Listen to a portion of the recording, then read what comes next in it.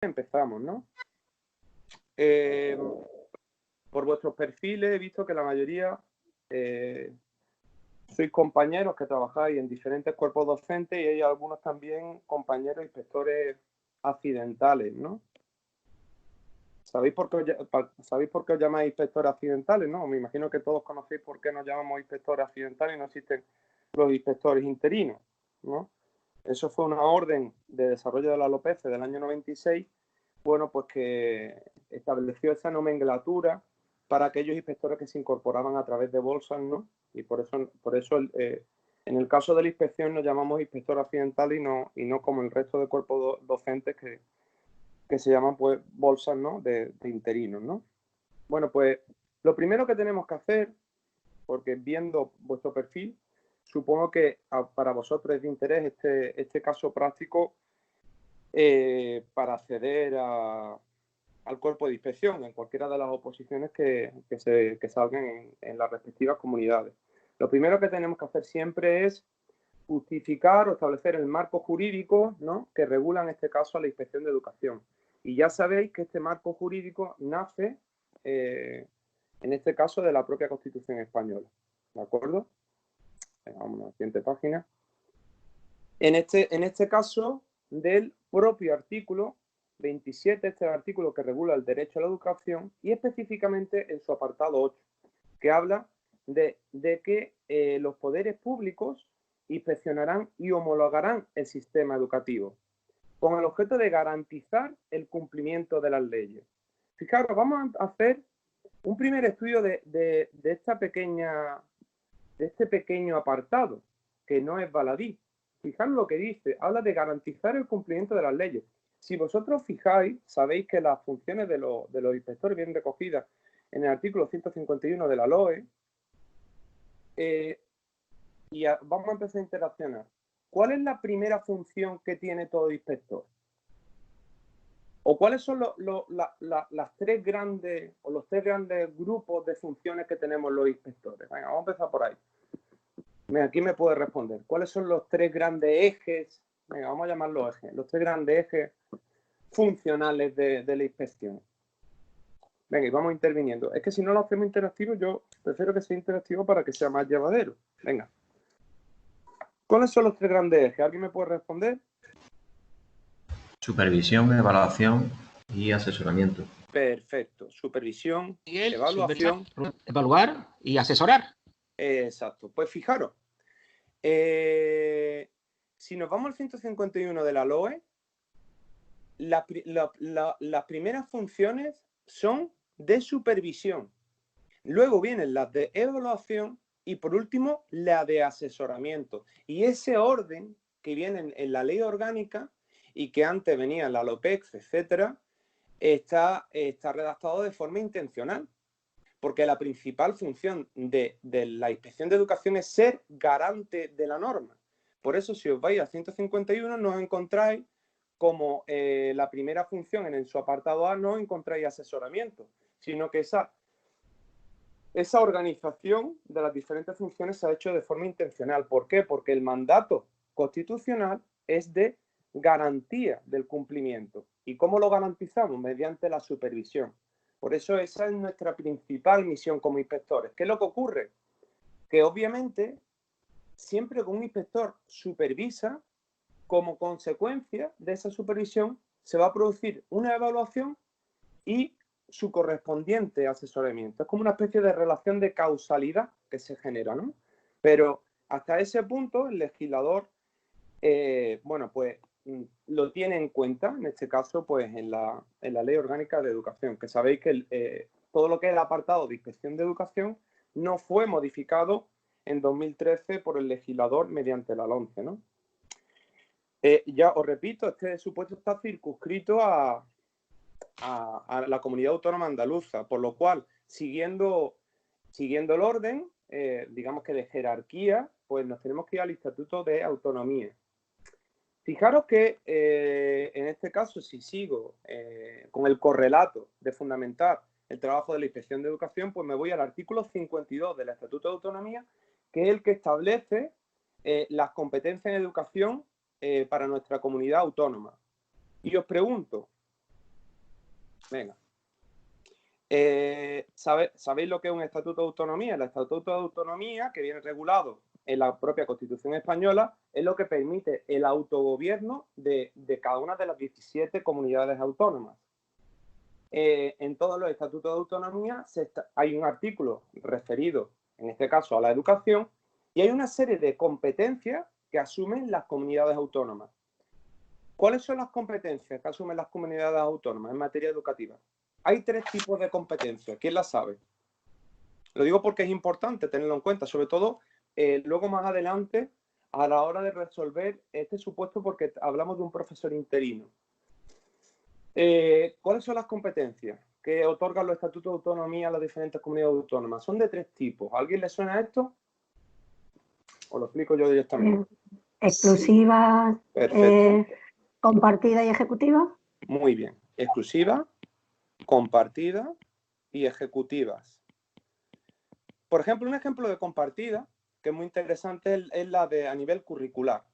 A nivel curricular, todas las comunidades autónomas tienen competencias compartidas con el Gobierno de la Nación a través del Ministerio de Educación. ¿Por qué? Porque el Gobierno establece los diferentes tipos de enseñanza. La LOE los desarrolla mediante reales decretos, donde establecen los aspectos básicos del currículum. Ahora se llaman aspectos básicos, antes eran reales decretos de mínimo, ahora ha cambiado el legislador esa nomenclatura y lo llama básico. Y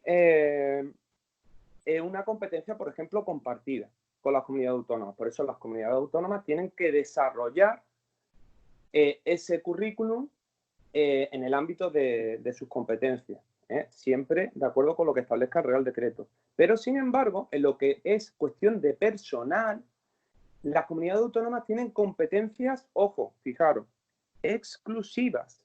En este caso, yo cito lo relativo a la inspección de educación. Ahí tiene competencia exclusiva nuestra comunidad autónoma, y nuestra comunidad autónoma pues tiene pues su cuerpo de inspección, ¿no? Aquí en Andalucía. Una pregunta.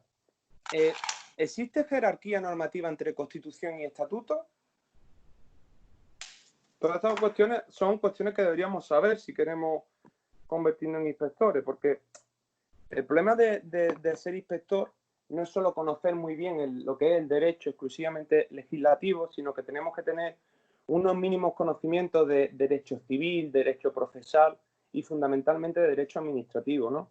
Entonces, ¿existe jerarquía? O sea, el estatuto está por debajo de la Constitución, ¿entiendo? ¿Es así? ¿Alguien? Sí, pero lo que existe realmente no hay efectivamente jerarquía. Lo que hay es competencia, en este caso, competencia. Unos tienen competencia y otros tienen otra. Perfecto, lo había entendido porque lo digo, porque es que aquí tenemos muchas veces confusión, ¿no? No existe un estatuto de autonomía. No está por debajo de la Constitución española, ojo, está al mismo nivel. Lo que ocurre es una cuestión de competencia, que es que el Estatuto de Autonomía no puede contradecir lo que viene en la Carta Magna, lo que viene en la Constitución, pero están al mismo nivel, ¿de acuerdo? Y eso es una cuestión importante, por eso, bueno, pues tenemos tantos problemas, no voy a entrar yo en los problemas políticos actuales, pero que, ojo, un estatuto de autonomía está al mismo nivel que la Constitución. ¿Y eso qué produce? ¿Qué efectos jurídicos genera que un estatuto de autonomía tenga ese nivel? Pues efectos jurídicos plenos. Todos los que vivimos en la comunidad autónoma andaluza, pues el estatuto de autonomía nos obliga en una norma que nos mandata, ¿no? O aquel ciudadano que dentro de la libre circulación, pues entre en nuestra comunidad autónoma. Desde que entra, pues ya se rige por las normas establecidas en nuestra comunidad, igual que en el resto de comunidades. Seguimos fundamentando y ya nos vamos a la Ley Orgánica de Educación en su artículo 148, ¿vale?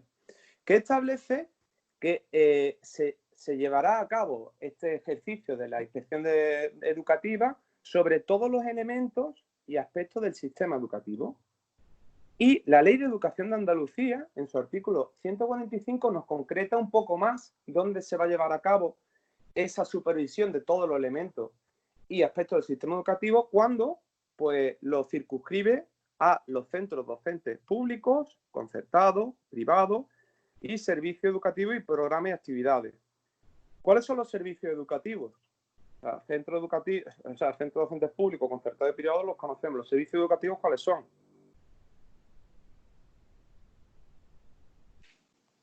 ¿Cuáles son los servicios educativos que podemos supervisar los inspectores? Los centros de profesores. Perfecto. Los CEP y ¿qué más? Los comedores escolares, transporte público. No. Transporte escolar, perdón. Interesante lo que acabo de escuchar. Esos son servicios complementarios. Los servicios educativos se refieren a los servicios externos a los centros docentes, ¿vale? Y son los CEP. Los equipos de orientación, por ejemplo. Equipos de orientación, CEP y EOI, no hay más, ¿vale? Y ya dentro de programas y actividades sí que ya entrarían, digamos que todo lo que forma parte de la programación general educativa, que pues ya entrarían los servicios complementarios, actividades, programas, etcétera. Pero cuando aquí el legislador habla de servicios educativos se refiere a los servicios externos, que son los CEP, los EOI, y el propio servicio de inspección es un servicio externo a los centros educativos. Por tanto, concluimos aquí en la parte jurídica que es un deber y obligación de la Inspección de Educación ser garante tanto de los derechos como de los deberes de cuantos participen en los procesos de enseñanza y aprendizaje. Y esa es la fundamentación, digamos que más genérica, que nos regula y que, bueno, pues establece nuestro marco jurídico. Vámonos ya con el supuesto en sí. Venga, vamos a ver el caso práctico que se nos plantea. Bueno, pues el día de guardia en la delegación provincial, el 5 de noviembre, jueves, el inspector de educación recibe una llamada de un director. ¿Alguien tiene ahí el micrófono abierto? Lo que tenemos que ir interviniendo, pero que no se olvide que después de cada intervención tenemos que ir cerrando los micrófonos para no generar eco, ¿vale? Vamos a hacerlo interactivo, pero que no se os vaya olvidando abrir y cerrar micrófonos, ¿vale?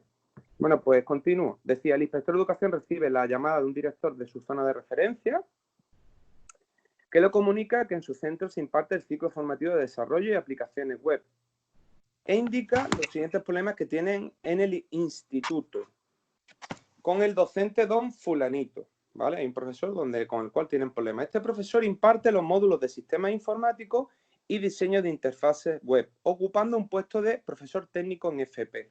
Ojo que esto es muy importante, siempre que hablemos de la FP, luego lo explicaré un poco más adelante. Mirad, todos los ciclos formativos, ¿qué cuerpos pueden impartir docencia en la FP? Secundaria y técnico. Claro. PES y PT, FP. Esto es muy importante. Esto es muy importante a la hora de valorar lo que se llama o se denomina como idoneidad docente, que significa la capacidad de poder impartir el módulo. Nos vamos a encontrar módulos que están, pues, que solo lo pueden dar profesores técnicos y hay módulos que solo lo pueden dar PES. ¿De acuerdo? Entonces eso es muy importante a la hora de trabajar con la formación profesional, ¿vale? Otra pregunta, aparte de los institutos, imaginaros que nos dice que es un IES y estamos hablando de formación profesional. ¿Qué otro tipo de centro? Sí, perdón. Nadie ha dicho nada, ¿no? Vale.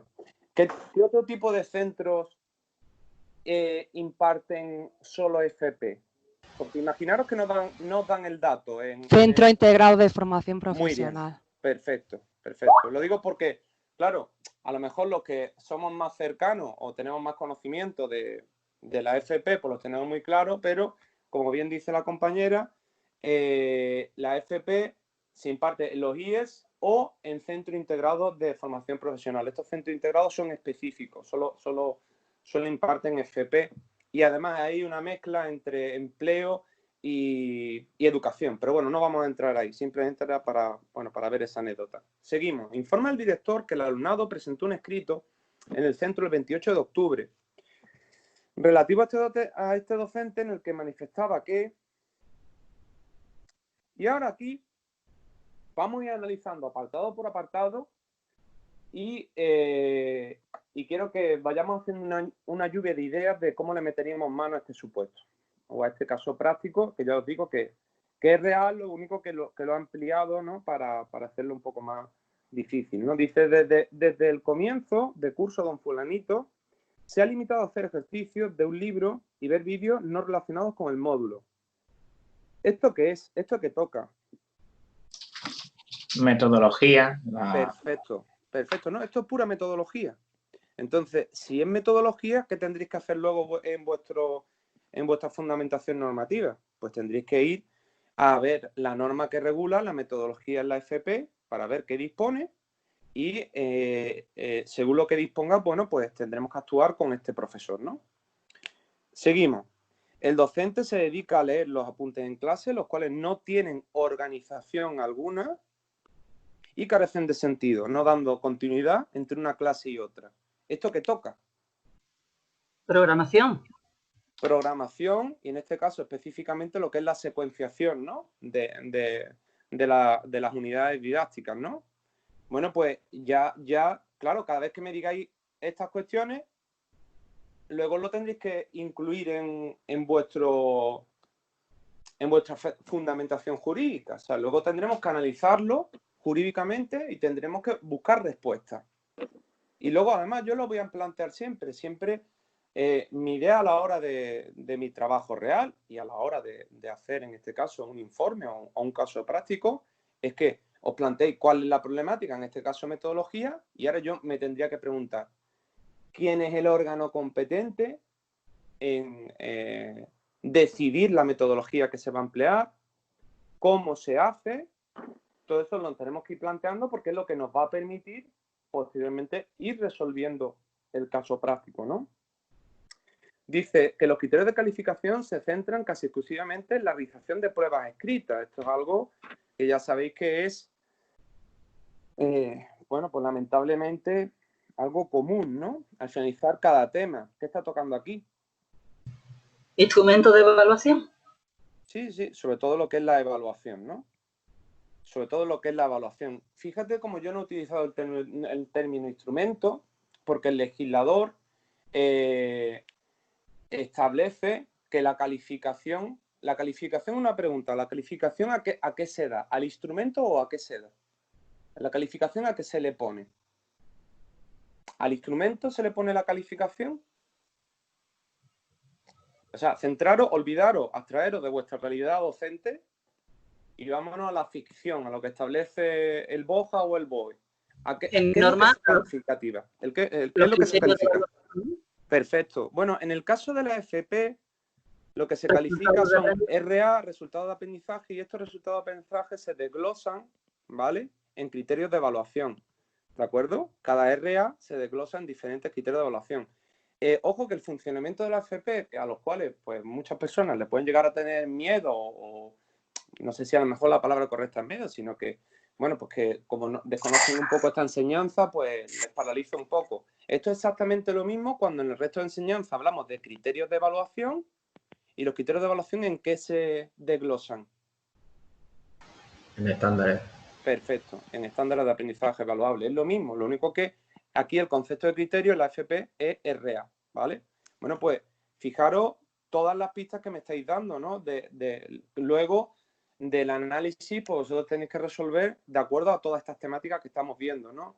No hay organización en el desarrollo de la práctica en el aula, volvemos a tocar programación, y el alumnado solicita conocer la programación de los módulos que este profesor imparte, ¿no? Que es otro derecho que tiene el alumnado de conocer cuáles son las reglas del juego. ¿Las reglas del juego cuáles son? Pues lo que esté establecido en la programación a la hora de evaluar y calificar. Vale.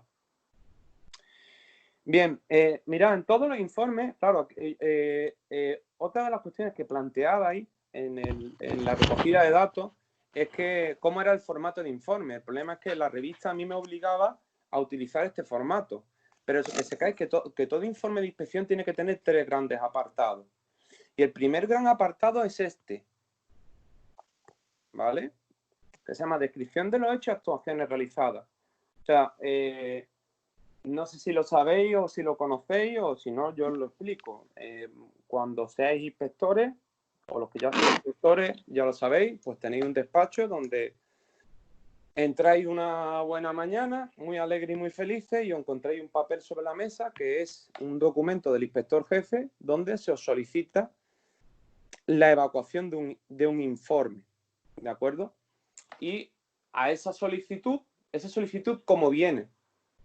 Pues viene con una cosa, a nivel administrativo se llama con una NRI. ¿Qué es una NRI?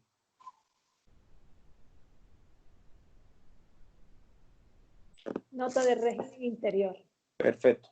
Con una nota de régimen interior, donde viene una referencia, ¿no? Donde viene una referencia que esto es muy sencillo, lo que hacen las diferentes unidades administrativas, porque el servicio de inspección es una unidad administrativa dentro de la delegación, pues lo que hace es ir asignando NRI a lo que va entrando de la ciudadanía. Entonces, imaginaros que estamos a 1 de enero de 2020, pues el primer papelito que entra es, pues su número de registro sería 1/2020, ¿vale? Uy, perdón. Esto es muy importante, ¿por qué? Porque el informe del inspector tendrá que responder a esta NRI. Entonces, nosotros normalmente en nuestro informe ponemos referencia. Ojo que me han escrito yo aquí referencia.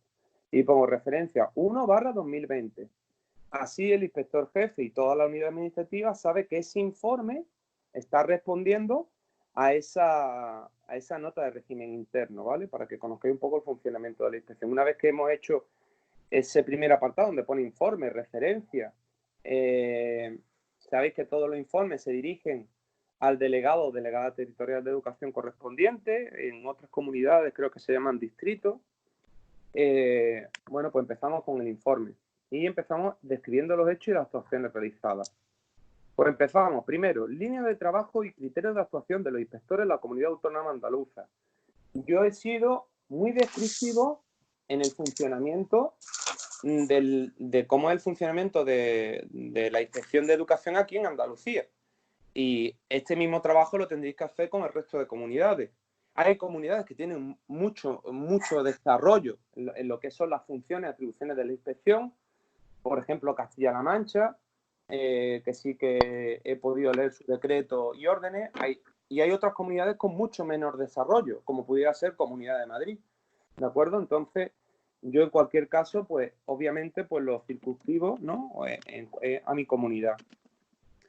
Y ahora, si ya he comenzado ese marco jurídico, digamos, con la Constitución, Estatuto, LOE y LEA, o sea, mi propia Ley de Educación de Andalucía, ¿ahora qué toca? ¿Cuál sería el desarrollo jurídico dentro de una comunidad autónoma? ¿Cómo se desarrolla en la comunidad autónoma? ¿Existe el concepto de Real Decreto en una comunidad autónoma? No, ¿verdad? No. ¿Cómo se desarrolla? La comunidad autónoma desarrolla mediante decretos y órdenes. Perfecto. Pues entonces yo empiezo por orden de jerarquía por el decreto. Y continúo. Una pregunta, Juan Antonio, sí. Perdona que te moleste. Nada. Por favor, que sea interactivo, ¿eh? Venga. Es que tengo una duda porque aquí en Galicia no tenemos un decreto, una orden que regule las partes del informe de inspección. Entonces, esto que usted dice de las partes de descripción de los hechos y actuaciones, ¿está basado en normativa autonómica o normativa estatal? Todo lo que viene ahora está en normativa autonómica, ¿vale? Pero entonces, ¿de dónde tendrías que tirar tú? Pues del puro procedimiento administrativo, que luego lo voy a explicar más adelante. Mira, aquí en nuestra comunidad pues se establece específicamente en un artículo, que es el artículo 18, pues los tres grandes partes de un informe de inspección, ¿vale? Pero ahora lo voy a explicar un poco más adelante. Nosotros, los inspectores, trabajamos por puro derecho administrativo, ¿vale? Entonces, por la ley 39/2015, en el artículo, que yo ya de memoria, creo que es 79, te explica cómo es un informe y te explica que todos los informes tienen que ser motivados. Entonces, por normativa de rango de carácter básico, como es la ley de procedimiento administrativo, pues los tres apartados los tienes que cumplir tú en tu comunidad autónoma, en este caso tirando de la ley 39/2015, ¿de acuerdo? Porque no tenéis desarrollo, ¿vale? Lo bueno de nuestra comunidad que sí que lo tiene especificado, ¿vale? Vale, perfecto. Bueno, continúo, ¿no? Habíamos dicho que en virtud de la LOE supervisamos todos los aspectos y elementos, la LEA me ubicó los centros y ahora yo sigo con la concreción. Pero yo lo que no podía hacer en un examen es repetiros. Es algo que a mí no me gusta nada, repetirme. Entonces, si ya he especificado esos ámbitos y esos centros, pues ahora yo me voy al decreto 115/2002, que es el que regula la inspección en Andalucía, y en su artículo 7b me sigue concretando o ampliando lo que es el trabajo del inspector y nos dice que tendremos atribución de observar y supervisar los centros educativos y ahora, fijaros qué interesante, tanto en su organización como el desarrollo de sus actividades como en su funcionamiento. Obviamente, para resolver este supuesto tendré que entrar en todos estos aspectos. Como bien habéis dicho antes, el decreto se concreta en una orden y nuestra orden de organización y funcionamiento de la inspección es muy específica, hasta el punto que en su anexo 1 establece 3 grandes ejes funcionales, que son los que comentamos al principio, que son los ejes funcionales de supervisión, de evaluación y de asesoramiento. Y os recuerdo siempre en ese orden: supervisión, evaluación y asesoramiento. Pues lo que hace es que a cada eje funcional, a cada eje funcional, en el caso, por ejemplo, de supervisión, lo concreta o lo especifica en cometidos competenciales. Os traduzco un poco al castellano. ¿Qué significa el cometido competencial? Pues pequeñas acciones concretas y específicas de lo que hará un inspector dentro de este eje funcional de supervisión. ¿De acuerdo? Claro, yo tengo que ir un poco rápido porque yo doy por supuesto que tenéis que conocer muchas cosas y daros cuenta que voy por la página 3. Son 23 páginas, ¿vale? De todas formas, como esto se está siendo grabado, luego mi propuesta sería a todos vosotros que todo lo que estoy explicando por la normativa, o sea, os imprimís esta normativa y lo vais viendo, ¿no? Para poder generar un aprendizaje más significativo, ¿no? Y si es de otra comunidad autónoma, pues adaptándola a las circunstancias de la citada comunidad. Bien, pues dentro del eje funcional de supervisión normativa, pues tengo que identificar en cada caso qué cometidos competenciales voy a necesitar llevar a cabo, o sea, os traduzco, qué acciones voy a tener que llevar a cabo para poder actuar en este caso práctico. Bueno, pues fijaros, la supervisión normativa va a suponer un diagnóstico contrastado de la normativa referente al grado de cumplimiento de la misma con efecto de instancia al correcto cumplimiento y reconocimiento del cumplimiento adecuado. En otras palabras, que yo vea lo que hace el centro y lo contraste con la ficción. O sea, la ficción que es el BOE y el BOJ. Además digo ficción porque en muchos casos es ficción lo que viene en el boletín oficial del Estado o en el boletín oficial de la comunidad autónoma correspondiente con lo que vemos en la realidad en los centros, ¿no? Entonces, ¿qué cometidos competenciales necesito? Pues el primero, de adecuación de las áreas y materia a los decretos y órdenes. Aunque aquí hable de área y materia, aquí tendría que venir módulo, no viene, pero obviamente trabajamos este cometido competencial. ¿Por qué? Porque yo tengo que, en este supuesto específico, tendría que ver la adecuación de, en este caso, de un real decreto, porque así se regula la FP, de su orden autonómica, en cuanto al desarrollo curricular. Porque cuando hablamos de metodología, cuando hablamos de evaluación, ¿de qué estamos hablando? Estamos hablando del currículum, ¿no? También toca el cometido competencial de los procesos de evaluación. ¿De acuerdo? ¿Por qué? Porque se está hablando de que este profesor utiliza exclusivamente la prueba escrita cuando finaliza la unidad didáctica, ¿no? También en cuanto a la tutoría y orientación. ¿Por qué? Porque cuando hay dificultades en un grupo aula, según la norma, bueno, pues se tienen que gestionar desde la tutoría y del cumplimiento de los derechos y deberes del alumnado, ¿no? Si nos vamos ya al eje funcional de evaluación y específicamente de evaluación para la mejora, porque es que la normativa en Andalucía tiene un gran desarrollo. En cada eje funcional se subdividen estos ejes en 2 mini ejes. En este caso nosotros vamos al eje funcional para la mejora y fijaros qué interesante. Lo que vamos a hacer es supervisar la organización y funcionamiento del centro. Vamos a utilizar este cometido competencial donde vamos a ver la coherencia entre lo planificado, el proyecto educativo de centro, la programación de los departamentos, y lo vamos a ver esa coherencia con respecto a la propia práctica docente. Una pregunta, para poder llevar a cabo todo esto, ¿qué nos va a requerir? ¿Solo supervisión documental? Visita de inspección. Perfecto. Visita al aula, Vamos a claro. necesitar una visita al aula, ¿verdad? Porque si no, ¿cómo hago yo ese contraste, ¿no? De lo planificado con la realidad, ¿no? De lo que nos encontramos en el centro. Y nuevamente relativo a los procesos de evaluación, ¿no? Y por último, en cuanto al eje competencial de asesoramiento, fijaros lo que dice nuestra orden, y además que es muy clarificadora a este respecto, que es que tenemos que llevar a cabo un asesoramiento normativo, pero fijaros en qué sentido, con el objeto de garantizar el cumplimiento de los derechos y deberes y facilitar un cumplimiento asumido y no burocrático de las normas. ¿Esto qué va a suponer? Esto va a suponer que yo no puedo ser un inspector que yo llegue y diga, pues mire usted contraviene la orden de evaluación de FP que en Andalucía del año 2010, del 29 de septiembre, usted incumple con el Real Decreto de tal y le requiero que lo corrija y cojo y me voy. No, eso no lo podemos hacer. Yo tengo que, obviamente, supervisar eso, indicar su incumplimiento, pero yo tendré que orientar de alguna manera al centro para cómo corregir esa situación. Porque si no lo hacéis, no estamos haciendo correctamente esa relación de causalidad que os comentaba de supervisión,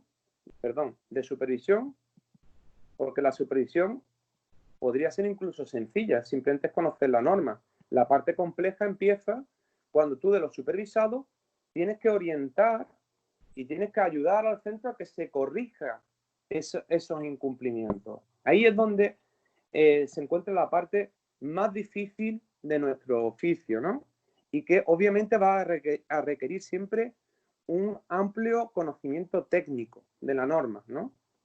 Bien, continuamos. Una vez que hemos especificado, ¿no?, lo que dice el decreto y la orden, además de una forma bastante concreta, otra cuestión que tenéis que hacerle saber al tribunal, porque todos supongo que queréis entrar algún día a ser inspectores, es que los inspectores, o el servicio de inspección, perdón, trabaja a través de planes generales de actuación.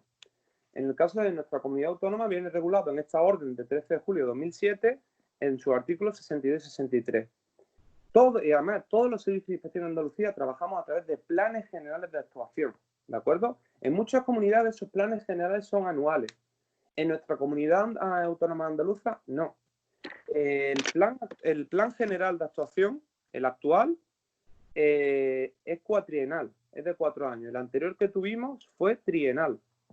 Y así vamos teniendo planes generales según lo que decida la Inspección General, que es la que los desarrolla y luego lo aprueba el consejero.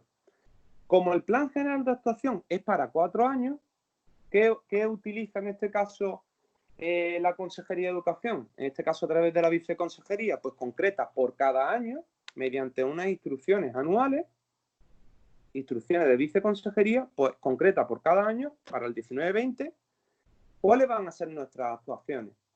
Mirad, aquí ha habido un cambio en la Comunidad Autónoma Andaluza de gobierno con una nueva inspección general que ha implementado. Además, otra cosa que he visto es que muchos de vosotros sois de Andalucía.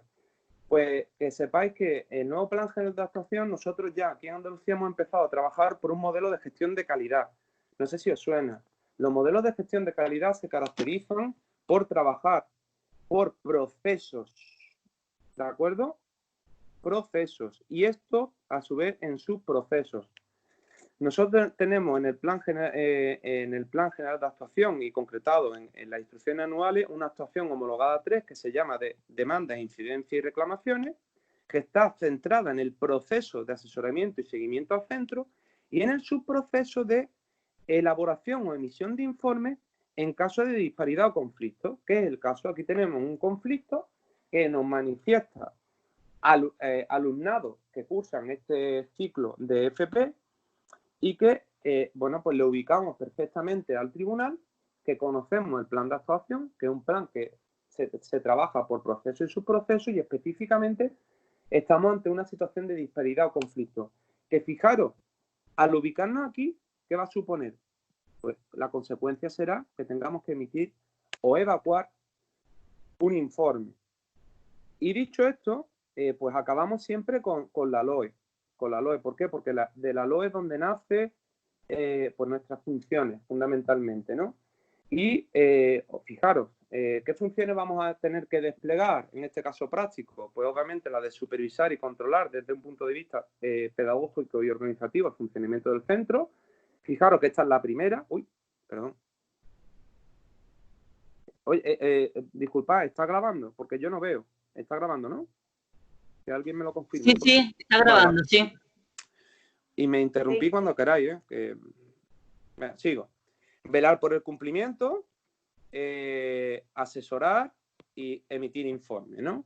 O sea, veis cómo en el artículo 151, bueno, pues se establece ese correlato de funciones, además, de forma intencional por parte del legislador. Segundo, actuaciones y solicitud de documentación. Aquí, nuevamente, yo me voy a fundamentar jurídicamente el que los inspectores tenemos, que lo sepáis, tenemos acceso a toda la documentación académica y administrativa de los centros docentes, tanto públicos como privados, en base al artículo 7c del decreto 115/2002. No sé por qué cuando lo pasé a... esto no es una rata, es que este 2 va aquí. Lo único que tendría que haber salido mucho más pequeñito, normalmente sale así, y cuando lo envié, supongo que cuando lo editó la revista, pues ha salido más grande. Así que disculpad, pero bueno. Que sepáis que los inspectores tenemos acceso a toda la documentación. Pero cuando digo todo, es todo. O sea, si vosotros visitáis al aula y le pedís al profesor el cuaderno de notas, el profesor no se puede negar. Inclusive cualquier documento que utilice el profesor para dar clase, tengo yo acceso, aunque sea un folio donde ha hecho una anotación. ¿Tengo yo acceso a ese documento? Y si tengo acceso, ¿por qué? Venga, ¿quién me lo explica? Aparte de este decreto. Pero, ¿puedo hacer una preguntilla? Sí, por favor. ¿Habría aquí una excepción que sería la gestión económica de los privados puros? De los privados públicos, la gestión económica, por supuesto, porque son empresas. ¿Por qué? Quiero decir que... Sí, no, claro, pero esto es otro supuesto al que tú me estás planteando. Y bueno, ya te planteo yo otra pregunta. ¿Y por qué los privados concertados sí pueden acceder a la gestión económica y a los privados no? Hombre, porque funcionan con fondos de la administración pública. No, bueno, sí, pero a ver, mirad, si queréis sacar las oposiciones, siempre que me respondáis tiene que ser con normas. En este caso porque viene en la propia Constitución, creo que en el 27.5.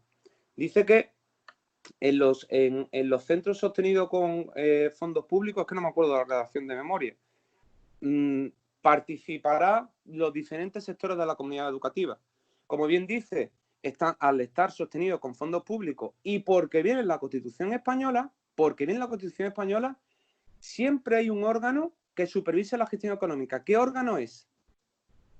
El Consejo Escolar. Perfecto. Y una pregunta.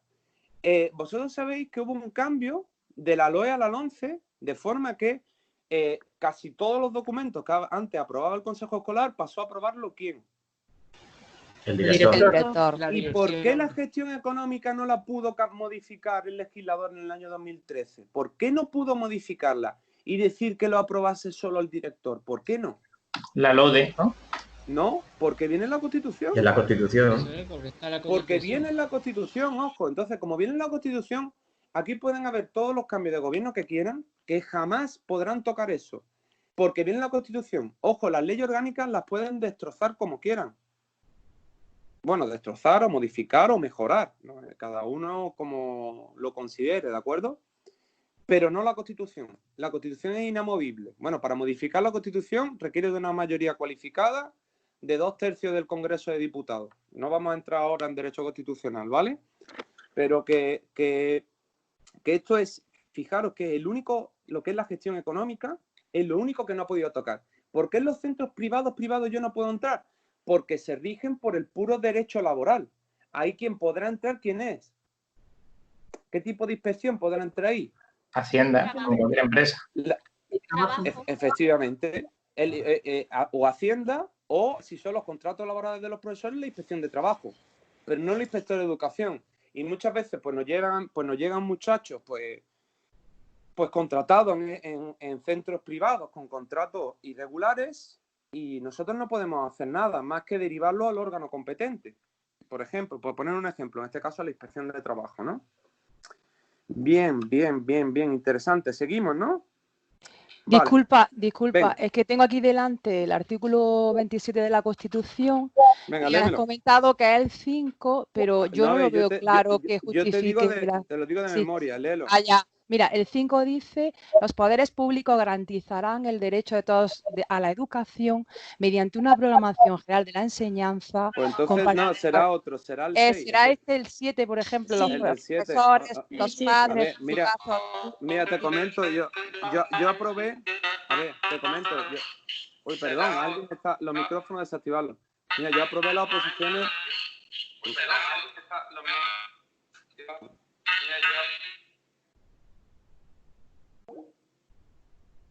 Os comento, yo aprobé la oposición en 2011, que no me lo conozco todo de memoria. Yo sé que viene la Constitución, que no sé el apartado, pero que viene en uno de ellos, y además de ahí es donde nace de ese artículo, es que no me lo sé de memoria. Disculpadme no conocerlo. Yo creo que es el 7 también, pues será el 7, es que no me lo conozco de memoria. Y además, a partir de ese artículo es cuando la LODE crea pues todos los tipos de consejos escolares, el consejo escolar estatal, autonómico, etcétera, etcétera, etcétera, ¿vale? A raíz de ese artículo. Además viene especificado en la LODE, pero que no me lo sé de memoria, pero que viene ahí, ¿eh? No os preocupéis, que viene ahí. Eso os lo aseguro, ¿vale? Bueno, Juan Antonio, perdona, sí. Entonces, para que me quede claro, todo lo relacionado en los centros sostenidos con fondos públicos que esté relacionado con la gestión económica, la competencia la tiene el consejo escolar, ¿verdad? No el director. Sí. No, lo he explicado. ¿Por qué? Porque emana de la Constitución. En centros públicos, en centros sostenidos con fondos públicos, y nosotros podemos supervisarlo todo, ¿vale? Sobre todo en los centros privados concertados, nosotros tenemos ahí muchas labores de supervisión. ¿Con qué objeto? Con el objeto de velar por el carácter no lucrativo que debieran tener estos centros, ¿no? ¿De acuerdo? Y ya en los centros privados no podemos entrar porque son empresas pura y dura y no tenemos competencia, ¿de acuerdo? Vale. Perdonad que insista con este tema, pero si no importa, es que es un tema que siempre me ha generado muchas dudas, porque actualmente el director, como usted ha dicho antes muy claramente, aprueba los documentos institucionales del centro que antes eran competencia del Consejo Escolar. Y uno de ellos, por ejemplo, es el proyecto de gestión, que es donde se supone que están contempladas todas las cuestiones. Pero ojo, pero tienes que diferenciar entre aprobar el proyecto de gestión y aprobar las cuentas. Es que no es lo mismo. Es que no es lo mismo. Son dos actos administrativos diferentes, ¿eh? El proyecto de gestión son las reglas de juego. Te explico, ¿vale? Vosotros sabéis que los directores pueden... Oye, os comento una cosa, que yo tenía 1 hora y son ya las 11:50 y vamos por la página 5. Venga, sigo, ¿eh? Bueno, ya se me... ¿Qué me estabas preguntando? ¿Qué estaba diciendo yo? Sí, la diferencia entre el proyecto de gestión... vale, eso, el proyecto de gestión. En el proyecto de gestión vienen las reglas del juego. Me explico. Sí, pero sin embargo, en la misma norma también aparece que el presupuesto del centro, por ejemplo, forma parte del proyecto de gestión. Sí, claro, pero el presupuesto, en cuanto a cómo se va a elaborar el presupuesto. ¿Qué recoge un proyecto de gestión? Pues te explico. Porque el presupuesto se va a organizar en diferentes partidas de organización y funcionamiento, habrá partidas finalistas, como puedan ser programas de gratuidad de libro de texto, comedor si es de colegio. Ahí lo que se diferencia son las diferentes partidas que hay en el presupuesto, igual que en los gastos, ¿no? En los gastos, pues, en el proyecto de gestión se establecen pues en los diferentes conceptos donde el centro podrá hacer los gastos, ¿no? Y, por ejemplo, en cuanto a los gastos o en cuanto a los contratos de obra menor o contratos de otros tipos, dependiendo de la cuantía, pues habrá que hacer licitaciones. Todos esos procedimientos, ¿de acuerdo?, vienen recogidos en el proyecto de gestión. Pero eso no tiene nada que ver con la aprobación de cuentas. La aprobación de cuentas es un acto administrativo diferente, que, como ya os he dicho, emana de la propia Constitución y que ningún gobierno podrá tocar y que siempre será aprobado por el Consejo Escolar, pero que son cuestiones diferentes. La aprobación de cuentas es un acto administrativo específico y tiene un procedimiento tasado, que en nuestra comunidad autónoma está regulado a través de un manual de gestión económica del año 2006, ¿no? 2006, ¿no? 2006, en una resolución, ¿vale? Entonces, pero que son procedimientos diferentes, ¿de acuerdo? Son los dos procedimientos administrativos que tienen un procedimiento, pero no los liguemos, no los confundamos, ¿vale? Bueno, seguimos, ¿vale? Con el supuesto, ¿de acuerdo? Bueno, pues habiendo aclarado los documentos a los cuales yo puedo acceder, pues, ¿qué documentos vamos a pedir? Bueno, pues lo primero que tenemos que pedir es el escrito de queja presentado por el alumnado. ¿Por qué lo pido? Porque el escrito de queja se ha presentado en el centro, ¿no? Le vamos a solicitar un informe al director y al vicedirector del centro. ¿Por qué al vicedirector? Porque mirad, el vicedirector es una figura que solo aparece en aquellos IES que tienen FP y el vicedirector es el máximo responsable de la coordinación de estas enseñanzas, que son las afectadas, ¿no? Y además esto me servirá de medio de prueba. ¿Por qué? Porque si yo voy a activar el régimen sancionador de la administración, si yo voy a proponer, que luego lo haré más adelante, algún tipo de sanción con respecto al docente, yo tengo que tener una carga de la prueba. Esto es puro derecho procesal y los principios del derecho procesal son de aplicación en el ámbito administrativo y vienen regulados en la Ley 40/2015, artículo 25 del 25 al 29, ¿de acuerdo? ¿De acuerdo?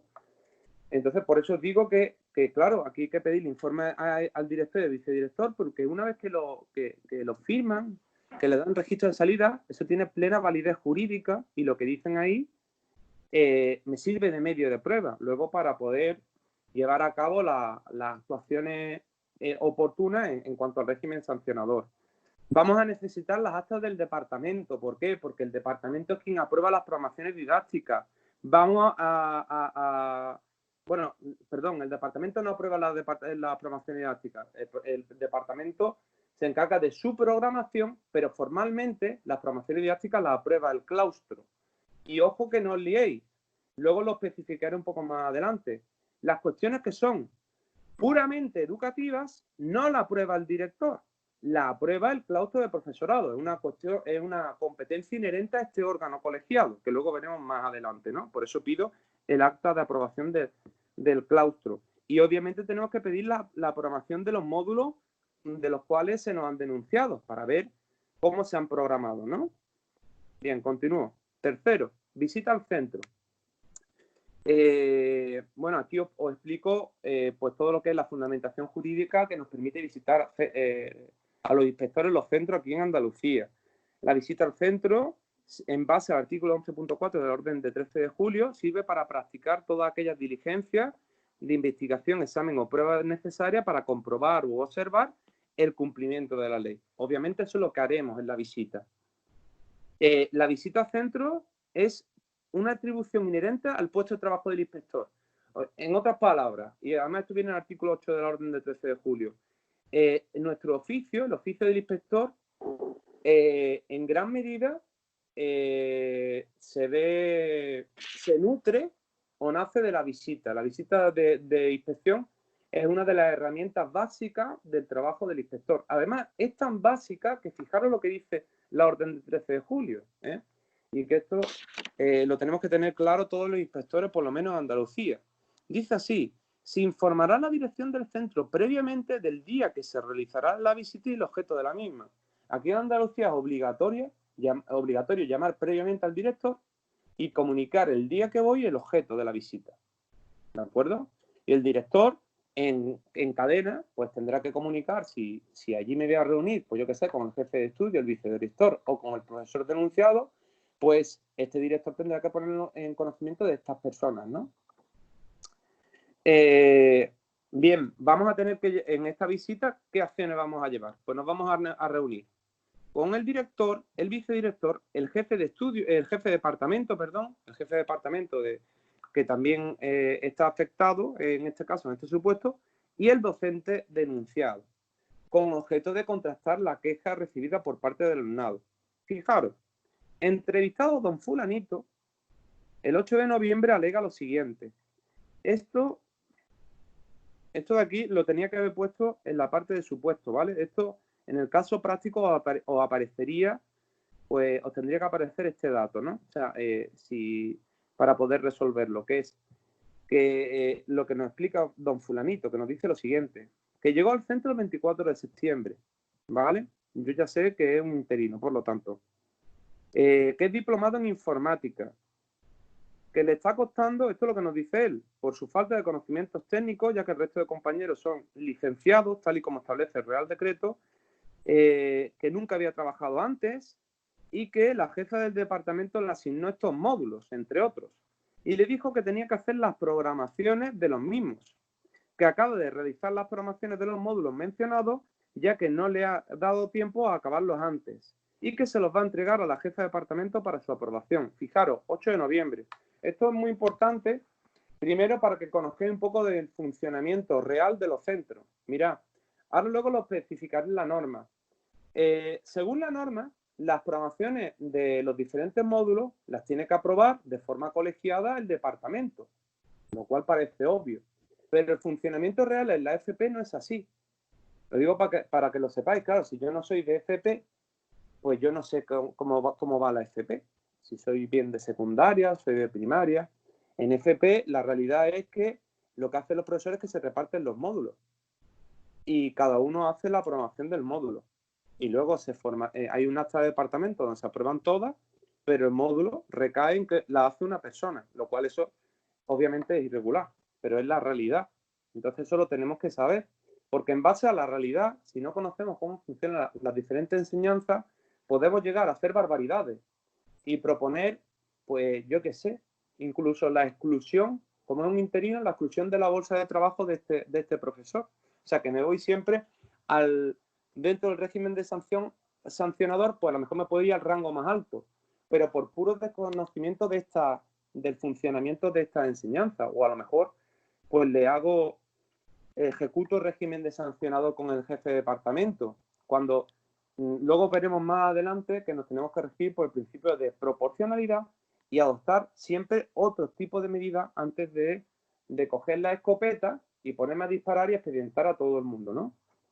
Porque la realidad no es así. En la realidad tenemos que intentar siempre agotar todos los cauces de comunicación que sean posibles, corregir las situaciones y siempre acudir al régimen sancionador cuando sea estrictamente necesario. ¿Pero por qué? Porque lo establece el propio legislador y luego lo veremos más adelante.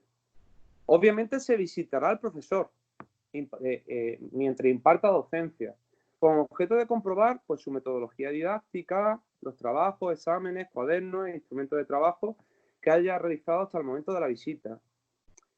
Asimismo, se tomará declaración al alumnado. Fijaros lo que indico aquí. Al ser todos mayores de edad, bueno, así me lo planteo yo, no será necesaria la presencia de sus padres, con objeto de valorar la veracidad de los hechos denunciados. Obviamente yo tengo que aquí triangular, ¿no? Yo triangulo entre los documentos planificadores, entre el contraste que hago con el profesorado del centro, dícese de director, vicedirector, jefe de departamento y el profesor, en este caso denunciado, pero tengo que triangular también con el propio alumnado, ¿no? Si fuesen menores de edad, ¿qué ocurre? Bueno, pues el Código Civil establece que los representantes legales, que son los papás, actúan administrativamente por ellos. Entonces, por lo tanto, yo no puedo tomar declaración a un menor de edad si no es en presencia de sus padres, hasta el punto de que cuando yo cito a un alumno para tomarle declaración, yo no cito al alumno, yo cito al padre. ¿De acuerdo? Formalmente se cita al padre para que vaya acompañado de su hijo. ¿De acuerdo? Lo digo para estrictamente y escrupulosamente cómo debiera ser el procedimiento. Cuarto, estudio de los datos del recabado. Aquí os he hecho un despliegue para que conozcáis cómo es el funcionamiento de la Inspección de Andalucía, pues de toda la normativa que nos regula. Mirad, una vez que hemos llevado a cabo esta solicitud de documentación y esa visita al centro, pues se procede en el despacho a desplegar todas aquellas acciones que vienen recogidas en el artículo 4 de la orden de 13 de julio. ¿Qué nos dice este artículo 4? Pues que tendremos que dar respuesta a la denuncia mediante la observación, análisis, esclarecimiento de los hechos, con el fin de asegurar el cumplimiento de las leyes y la garantía de los derechos y observancia de los deberes de cuantos participan en los procesos de enseñanza y aprendizaje. O sea que, una vez que yo tengo todos estos datos, pues se estudia en el despacho. Y eso viene en norma. O sea, siempre que digáis algo al tribunal, siempre tiene que ir basado en normas y explicando de qué norma emana o de qué norma surge, ¿no? Además, como algo llamativo y novedoso, en el Plan General de Actuación 1923, regulado por la orden de 19 de julio de 2019, que es el Plan General de Actuación de aquí de Andalucía, pues esto es algo muy novedoso. Se han establecido unas fases, una serie de fases en el trabajo del inspector, que son las que siguen, ¿no? La primera fase sería estudio, análisis y contratación de información, luego puesta en marcha de actuaciones de supervisión y evaluación, aplicación de instrumentos de inspección, visita, informe de acta, etcétera, ¿no? Esto es algo muy novedoso en cuanto al modelo de intervención de la inspección y que, bueno, quería incluirlo en el supuesto para que lo conocieseis.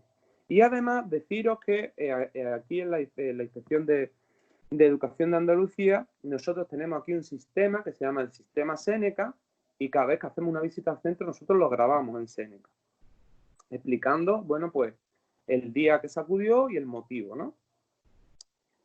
Este apartado yo nunca lo he entendido, no me gusta nada, pero lo he hecho porque en el formato de la revista me obligaron, que es, y si vais a hacer algún examen, no hagáis jamás esto, ¿eh? O sea, hacer un índice con toda la normativa que va a citar y os lo planteo. Si alguien es capaz de explicarme la utilidad de esto, para que yo lo entienda, pues yo se lo agradecería, porque yo no entiendo qué necesidad hay de explicar, de citar jerárquicamente toda la normativa que cita yo en el supuesto cuando está totalmente descontextualizado. O sea, en la Constitución, pero la Constitución ¿el qué?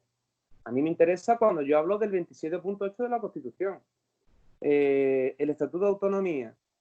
¿De qué me sirve citar el Estatuto de Autonomía? A mí me sirve que tú me indiques el artículo 52. La LOE, pero la LOE ¿qué artículo? Entonces, si vais a hacer el examen, esto obviarlo porque no sirve para nada, nada más que para perder un tiempo precioso en el poco tiempo del que disponéis. Y ya nos vamos a la parte importante, que son los considerandos. Esto es lo que se llama en el informe fundamentación normativa, ¿verdad? Pues mira, supongo que por formación,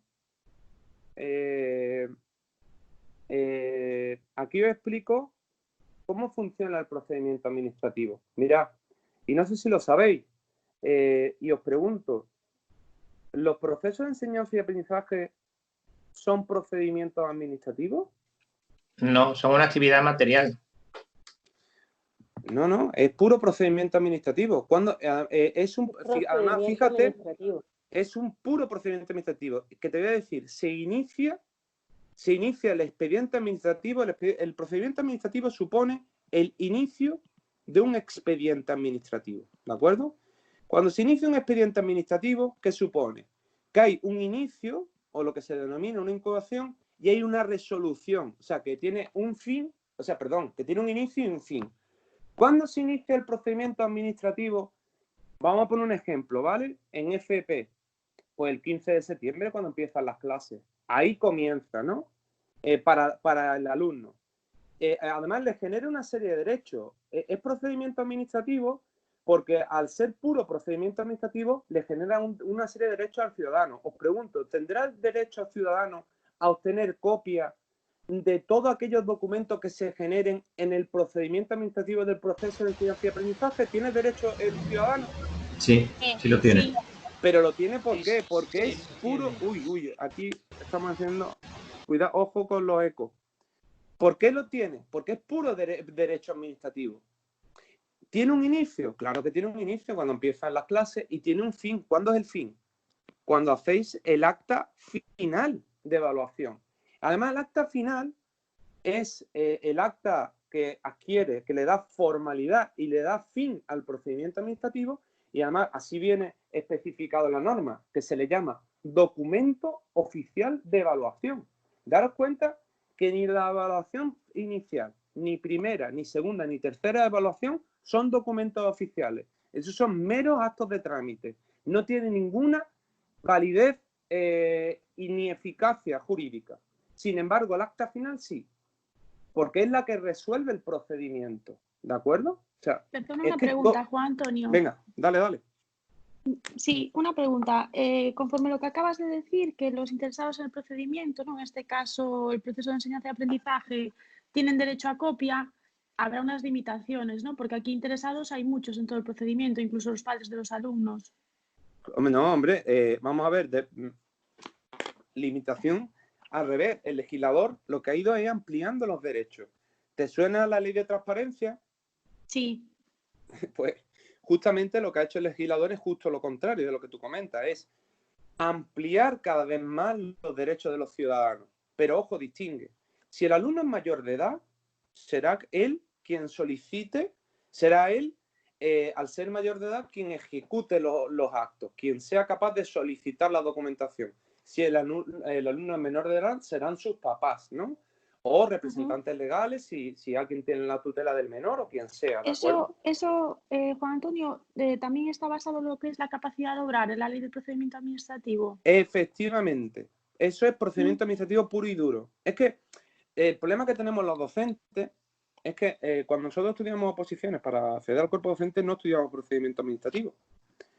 Pero lamentablemente el hecho educativo es puro procedimiento administrativo.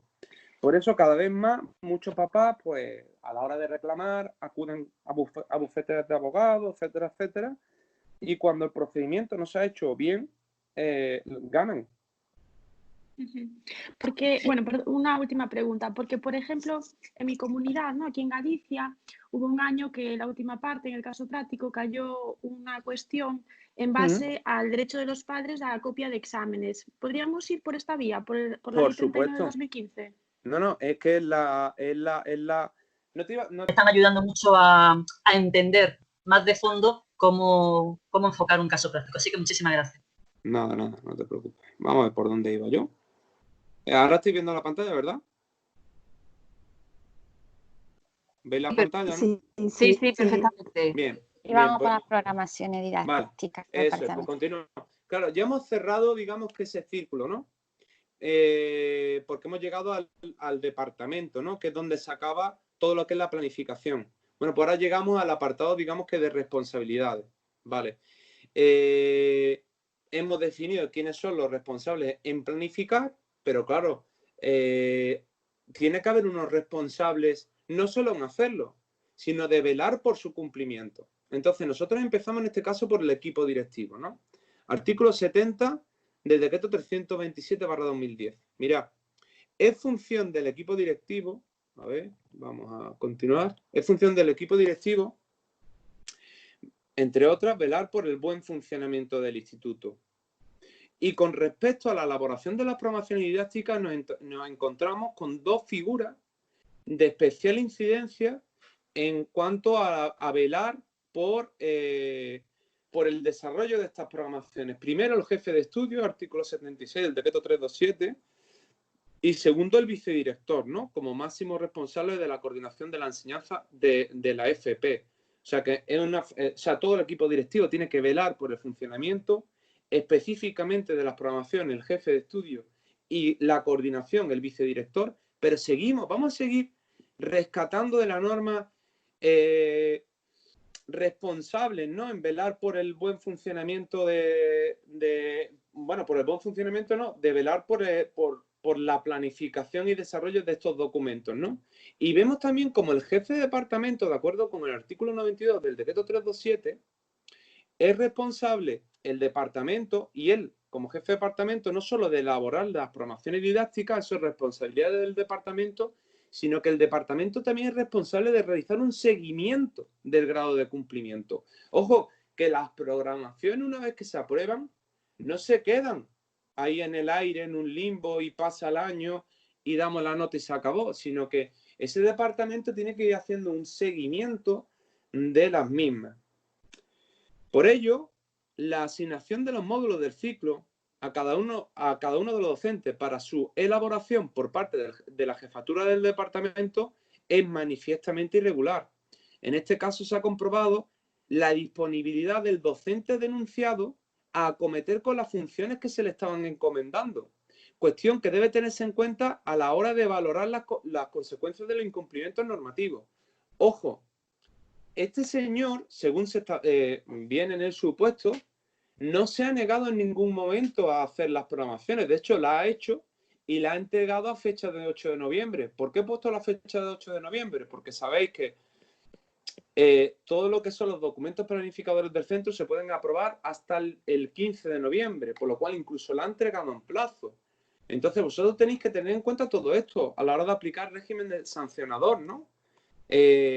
Porque en este caso este hombre, de alguna manera, él está trabajando. Lo único que él indica, mire usted, yo es que es la primera vez que trabajo y tengo una falta de conocimiento. Y esto es una realidad en muchos centros. Y ojo, requerimiento. Lo que no podemos hacer como inspectores es, yo visito un centro, superviso y contrato y yo me voy allí. Eso no es posible. Yo, si veo estas irregularidades, de acuerdo con lo establecido en el artículo 7H del decreto 115 y el artículo 22 de la orden de 13 de julio de 2007, pues mirad, los inspectores y inspectores de educación en el ejercicio de sus funciones tendrán la atribución de requerir. Yo no me voy del centro sin requerir. Entonces, ¿se requiere al centro a qué? A que el equipo educativo responsable del desarrollo del ciclo, del título de técnico superior de desarrollo de aplicaciones web, elabore de forma coordinada las programaciones didácticas, que es lo que no habían hecho. Pero el requerimiento tiene que ir más allá. No solo le digo, oiga, van a ustedes a elaborar de forma colegiada las programaciones, sino que ahora veréis todos los apartados que debería tener un requerimiento. Mirad, una vez elaboradas las programaciones de forma colegiada, deberán recogerse en primer lugar su conformidad por el departamento. Ojo, su conformidad, no aprobación. Porque aprobación, ahora veremos que, ya lo dijimos anteriormente, que la aprueba el claustro. Para, en segundo lugar, aprobarse por el órgano de participación del centro, que es el claustro de profesorado. ¿Por qué lo llamo órgano de participación? Porque este órgano colegiado, desde que se publica la LOMCE, pasa a convertirse en un órgano de participación. Entonces, no solo le digo al centro, ojo, actualice usted las programaciones, que las actualice todo el departamento, que vayan al claustro y se apruebe. ¿Por qué? Porque el claustro es el órgano competente, sino que aparte le tengo que dar un plazo, en este caso de 30 días, para su tramitación, y pasado este plazo se deberá remitir a este inspector copias de las actas del departamento, del claustro y las programaciones de cada uno de los módulos revisadas y actualizadas. Esto es un requerimiento en condiciones. Un plazo, unos responsables, unas actas donde yo pueda supervisar que todo se ha llevado conforme a normas, y eso lo requiero yo el mismo día que estoy en el centro. Luego veréis como yo mis propuestas, los requerimientos verbales, luego se tienen que trasladar por escrito. Luego en mi informe yo lo propondré y el jefe de servicio es quien formalmente ya tramita el requerimiento por escrito al centro. Pero yo no me puedo ir del centro viendo un incumplimiento de tal envergadura sin, en este caso, emprender las acciones oportunas que me corresponden como inspector. Y aquí hemos cerrado el primer gran círculo. Perdón, el círculo sí, ¿puedo hacer una consulta? Acabas de decir sí. que es el jefe de servicio el que envía el requerimiento. Efectivamente, el requerimiento por escrito. Pero te lo facilitas el escrito, ¿no? No, tú lo que haces en tu informe, tú acabas en una propuesta. En tu informe tú propones que se requiera por escrito. Entonces, en base a ese informe, lo que hace el jefe de servicio es ya tramitar por escrito al centro el requerimiento. Y ojo, lo firma exclusivamente el jefe de servicio. Así es formalmente. Entonces, como inspector de referencia de ese centro, tú lo único que haces es requerirle verbalmente en ese momento. Exacto. Tú le evacúas el informe y una vez evacuado el informe, con las conclusiones y propuestas que tengas en el informe, el jefe de servicio es el que hace el requerimiento finalmente. Exacto. Formalmente es que es así, según la orden de 13 de julio, ¿vale? Artículo 21, creo. De memoria no me lo sé todo, ¿eh? Formalmente es así, ¿vale? Tú lo puedes requerir verbalmente, pero luego el traslado por escrito lo tiene que hacer el inspector jefe. ¿Por qué? Otra vez procedimiento administrativo. Mira, el servicio de inspección es una unidad administrativa, ¿vale? Y la unidad administrativa tiene al frente al jefe. Todos los documentos van al jefe. Cualquier documento que entra en el servicio de inspección pasan por la jefatura. Cualquier documento que sale pasa por la jefatura. Todo lo tramita el jefe de servicio. El rol del inspector es un mero acto de trámite, ¿de acuerdo? Es que incluso el inspector jefe, si no está conforme con tu informe, te puede hacer un paralelo y coger tu informe y dejarlo en un cajón porque no esté de acuerdo con el mismo. Hasta ese punto tiene esa competencia la jefatura del servicio. Hombre, lo he dicho un poco de una forma más traducida al castellano, pero así viene la norma, ¿vale? Entonces, que informalmente lo traslado por escrito el inspector jefe. José Antonio. Sí. Mira, te quería hacer una pregunta. ¿El plazo de 30 días dónde está regulado? En ningún sitio. Eso lo decide cada inspector. ¿Por qué le he puesto yo 30 días? Porque en menos lo veo difícil. Y en más no lo puedo dejar. O sea, en este caso, date cuenta que lo veo a 8 de noviembre, pues lo que le estoy imponiendo es el plazo de un mes, 8 de diciembre, para que estén todas las programaciones actualizadas antes de que se lleven a cabo las sesiones de evaluación del primer trimestre. Pero eso no está tasado en ningún sitio. Lo que tiene que haber es coherencia en los plazos que tú propones, ¿de acuerdo? Y tú, por ejemplo, si tú le planteas un plazo de 15 días, es prácticamente imposible hacerlo. ¿Por qué? Porque lo tienen que hacer, revisar la programación del departamento, conformidad del departamento, luego tienen que celebrar un claustro, aprobarla en el claustro, por lo cual es que en 15 días sería muy difícil. Por eso me he ido al plazo de 30 días. Pero ojo, eso no está tasado. Ahí lo que impera es el sentido común. O hacer muchos casos prácticos y que pues yo te fuera poniendo ejemplos, ¿no? de cómo tasar los plazos. Hay veces que el plazo son 30 días y hay veces que le digo que tiene que ser inmediato. En 2 o 3 días lo tienen que resolver, dependiendo del caso del que se trate, ¿de acuerdo? En este caso, el plazo de un mes permite que en la primera sesión de evaluación ya sea de aplicación la nueva programación revisada, actualizada y aprobada por el órgano competente, ¿de acuerdo? Y fijaros que ya hemos cerrado ese primer... ¿Qué ocurre con el plazo del 15 de noviembre que han dicho anteriormente? No, ya nada, es imposible. Es imposible, ¿no? Porque de 8 de noviembre a 15 de noviembre, hombre, tú lo podrías proponer, pero yo si estuviese en el tribunal te diría, mira, explícame cómo se puede hacer en 5 días una programación, pasarla por un departamento, ahí ya no puede pasar por el 15 de noviembre, es imposible. Por lo menos esta programación, el resto sí podrían pasar, pero esta programación no. Programación no. Continuando con lo que te acaban de preguntar, perdona, ¿qué pasaría con los plazos administrativamente? Ahí se estaría aprobando posteriormente. No pasa nada, hay un requerimiento del inspector, no pasa absolutamente nada. A nivel de la ley de procedimiento administrativo, ¿habría una convalidación de los actos? O un... No, ojo, no te metas ahí porque eso hay que dominarlo mucho. Y eso sería para que os diera yo una clase de procedimiento administrativo. La convalidación significa que hay un acto de la administración que se ha hecho mal y que en vez de que el acto, aunque esté mal hecho, no tiene una envergadura muy grande y que entonces tú lo que haces es que lo convalidas, que dices, bueno, está mal, pero yo lo convierto en válido. Pero es que estas programaciones están mal hechas, tú no las puedes convalidar. Tú en este caso tienes que hacer una retroacción, que es lo que he hecho yo. Que, oiga, se vuelven ustedes a sentar todo y la vuelven a hacer. Cuidado con el procedimiento administrativo. Eso o lo dominamos mucho, o mejor no meternos porque, por ejemplo, ahí si hubiese dicho tú con validación, hubiese metido la pata hasta el fondo, ¿eh?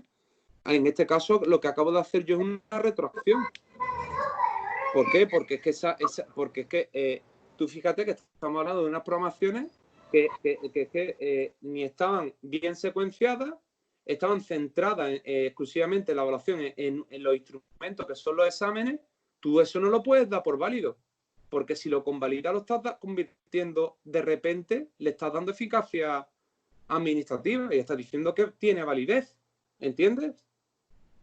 Lo que tú ya estás planteando es de un nivel muy alto. Yo ya no sé si los demás son capaces de seguir esto. Sí, sí. ¿Vale? Sí.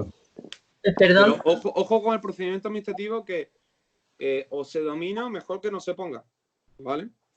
Perdón que insista un momentillo con esto de los requerimientos. Es que me ha dejado un poquillo asombrada porque yo hasta ahora tenía entendido que un inspector de referencia sí que podía requerir por escrito directamente, con el visto bueno del jefe de servicio, pero sí que podía requerir, porque lo único que yo recuerdo así haber visto en norma es un requerimiento a través de los cauces establecidos. Puede ser que a lo mejor cada provincia establezca... No, léete bien el artículo. Te dice que por escrito se remitirá posteriormente. El requerimiento lo propone el inspector, pero siempre lo traslada el inspector jefe. Yo no sé quién te ha dicho eso, pero viene en la orden de 13 de julio de 2007. ¿eh? Además, que es muy claro. ¿eh? ¿Firmado solo por el jefe de servicio? El requerimiento que va al centro es que todo lo que sale del servicio de inspección, todo lo que sale del servicio de inspección lo manda el jefe de servicio. Punto. Vale, pero no va firmado por el inspector de referencia tampoco. No, no os liéis. Mira, los informes van firmados por los dos. Los informes. Tu informe lo firmas tú con el visto bueno del jefe de servicio. Eso es una cosa. Y otra cosa es el documento que sale del servicio de inspección al centro, que eso se llama un oficio. Y el oficio lo traslada el jefe de la unidad administrativa. No nos liemos. ¿Vale? Una cosa es tu informe, que va firmado por ti con el visto bueno del jefe, y otra cosa es el oficio del requerimiento que se traslada desde la jefatura al centro. ¿Vale? Son cosas diferentes. Bueno, hemos cerrado el primer gran apartado, que es los documentos planificadores. Vamos a entrar al segundo gran apartado, que es, que yo lo llamo, además, fijaros cómo yo voy organizando, cada apartado le pongo un pequeño título, porque yo lo que quiero es que el tribunal vaya viendo cómo yo le voy poniendo títulos pequeños, escuetos, para que sepa de qué voy a hablar. Además, de esa forma me voy ganando al propio tribunal y hay un hilo conductor, ¿de acuerdo? En lo que se va explicando. Entonces, mi segundo gran bloque yo lo titulo Adecuación de la metodología y los criterios y procedimientos de evaluación aplicados. Y empiezo. Mira, estructura de los módulos profesionales. Mira, los módulos profesionales incluirán, según el artículo 10 del Real Decreto 1147/2011, lo siguiente. Cada módulo pues tendrá su denominación, su código, sus criterios de evaluación, los contenidos básicos del currículum, orientaciones pedagógicas. Es que esto está muy bien. Es que ahora veremos cómo la solución a la metodología que tiene que implementar el profesor en clase y cómo tiene que evaluar, me lo encuentro yo en la propia norma. Porque fijaros, los propios reales decretos ya me van a establecer cómo evaluar, cómo trabajar los contenidos básicos y además es que me explicitan orientaciones pedagógicas. Segundo, referentes en la evaluación. ¿Cuáles van a ser los referentes a la hora de evaluar? Pues, primero, de lo establecido en la programación didáctica del departamento, queda evidenciado que se realiza una evaluación del alumnado con referencia a un instrumento de evaluación, dícese el examen, y no parece que se tenga en cuenta otro instrumento. Atendiendo a lo descrito en el artículo 51 del Real Decreto 1147/2011, los referentes de evaluación no serán los instrumentos de evaluación, ojo. A la hora de calificar, el referente del profesor será los objetivos expresados en RA, el resultado de aprendizaje, y esto a su vez en criterios de evaluación. Es que mirad, formalmente en las programaciones, las calificaciones, el 10% de la nota o el 20% de la nota no va al instrumento, va al RA1, al RA2, así es como se califica correctamente. ¿Por qué? Porque el referente a la hora de evaluar son los RA, ¿vale? Y su desglose en los criterios de evaluación. Así se evalúa formalmente. Igual que en cualquier otra enseñanza. Eso del 70% del examen es una aberración jurídica. Eso es absolutamente irregular. Tú no calificas el instrumento. tú calificas el criterio o, en el caso de la FP, tú calificas el RA. Y la ponderación de la calificación, la ponderación es los porcentajes de la nota que le vas a asignar, va referida a los RA. Habrá RA que tengan un peso muy importante, porque así lo decida de forma colegiada el departamento y digamos, bueno, pues dentro del módulo de interfaz, el RA2 y el 3 tienen que pesar el 50% de la nota. Bien, pero tú le asignas el porcentaje al RA. ¿Por qué? Porque el legislador es muy claro. La referencia a la hora de evaluar son los RA. ¿De acuerdo? Carácter de la evaluación en el ciclo formativo de desarrollo de aplicaciones web. Perdón Bien. un segundo, Juan Antonio. Dime. Mira, yo soy Rebeca Baliño, de aquí de Ferrol. Soy profesora de formación profesional y estoy preparando las oposiciones de inspección. Son los resultados de aprendizaje. Y en primaria, los criterios de evaluación. Y en secundaria, los criterios de evaluación.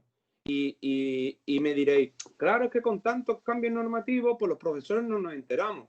Pues no, porque ya la LOCSE, en el año 1990, ya establecía que la calificación se hace en base a los criterios de evaluación. Y bueno, ya no me voy a poner a explicar el contexto de por qué esto es así, ¿no? Pero vamos, que la evaluación así es muy clara, ¿no? Vale, gracias. Entonces, carácter de la evaluación en el ciclo formativo de desarrollo de aplicaciones web. Pues mirad, ¿cuál es el carácter de evaluación? Pues que viene definido, pues empiezo por el Real Decreto 686-2010 que desarrolla las aplicaciones web.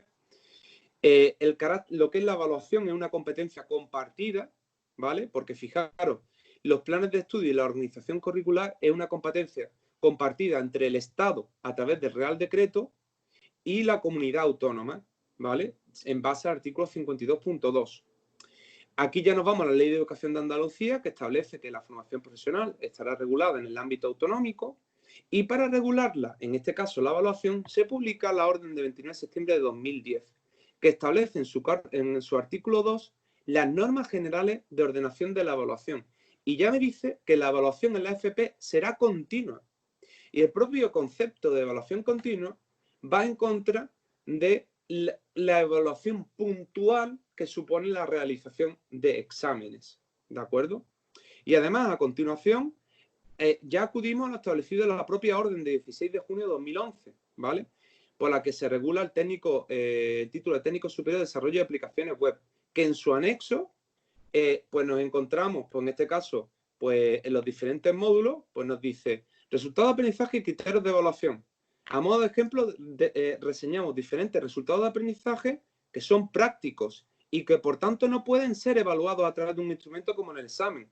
Si vosotros vais a estudiar la FP, os vais a los reales decretos y sobre todo a las órdenes de desarrollo, os vais a encontrar orientaciones para trabajar en cada uno de los módulos que son eminentemente prácticas. Por ejemplo, la creación de una tabla en un programa Excel.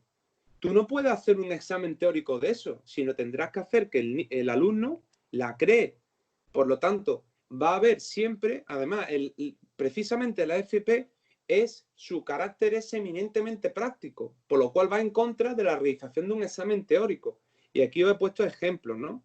De cómo el legislador en el propio ámbito andaluz pues establece en su anexo cómo evaluar. Pero no solo en cuanto a la evaluación, es que en cuanto a metodología, porque es otra de las quejas que expresa el alumnado, nos encontramos lo mismo. Nos encontramos el propio anexo del Real Decreto 686-2010 y el anexo de la orden de 16 de junio de 2011 se establecen por cada módulo orientaciones pedagógicas. Y es que te vienen ejemplos prácticos sobre cómo trabajar y qué trabajar. Porque es que este profesor decía que no tenía ni idea de cómo trabajar, ¿os acordáis? Que es que no sabe, que es desordenado, que es que no sabe cómo secuenciar, que es que le faltan conocimientos técnicos. Mire ustedes que no le hace falta. Es que el propio legislador ya en las órdenes de desarrollo, en los reales decretos, en su anexo, te ponen ejemplos prácticos de cómo llevar a cabo el trabajo.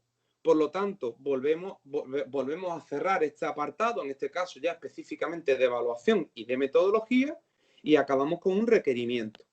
Un requerimiento que lo formulamos de la siguiente forma. Se debe requerir al docente para que adecúe su proceso de enseñanza y aprendizaje tanto en lo referente a la evaluación y calificación como en cuanto a la aprobación didáctica.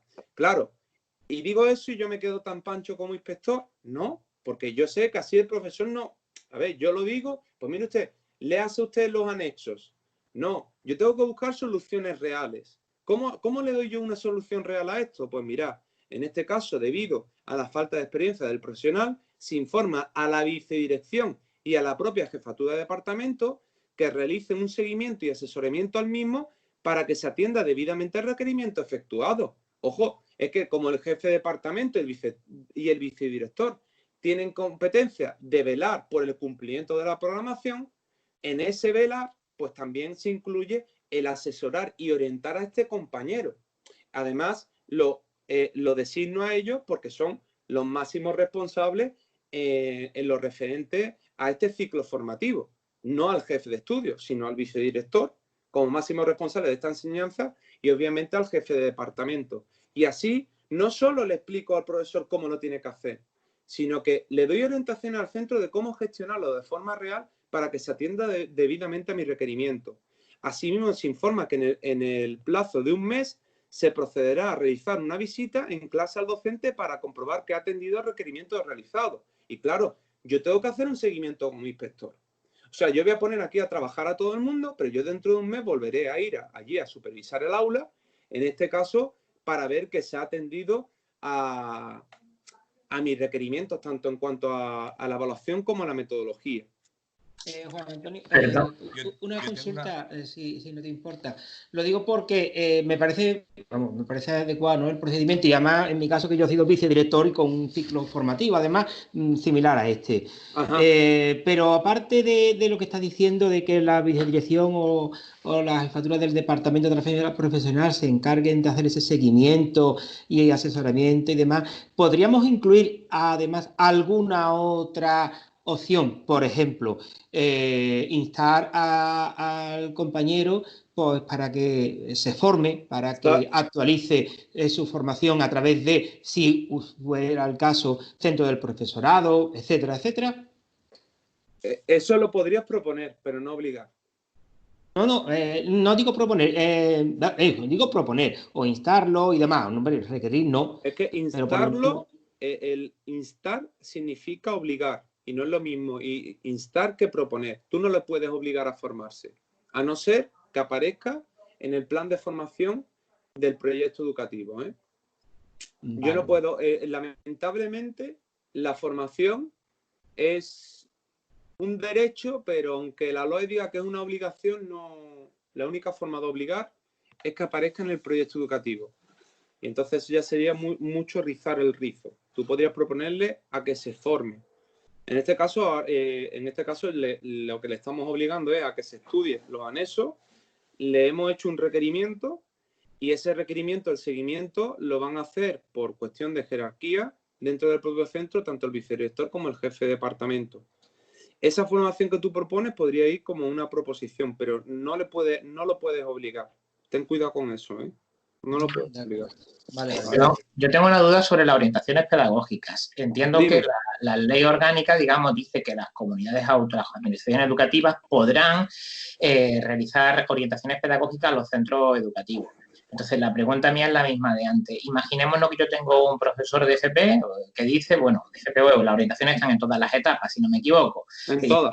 Yo voy a desarrollar adecuadamente una docencia que permite pues, calificar los resultados de aprendizaje, que digamos, en principio es el procedimiento de evaluación continua, pero me alejo totalmente de las orientaciones pedagógicas y los recojo, o un departamento entero que esté de acuerdo, y los recogemos así en nuestra programación. Bueno, que creo que esto no es ficción, esto es lo que realmente hay, porque muchas veces lo que ocurre en el aula tiene Si esas orientaciones contradicen lo establecido en el anexo de la orden o en el anexo del Real Decreto, es un incumplimiento por parte del departamento, obviamente.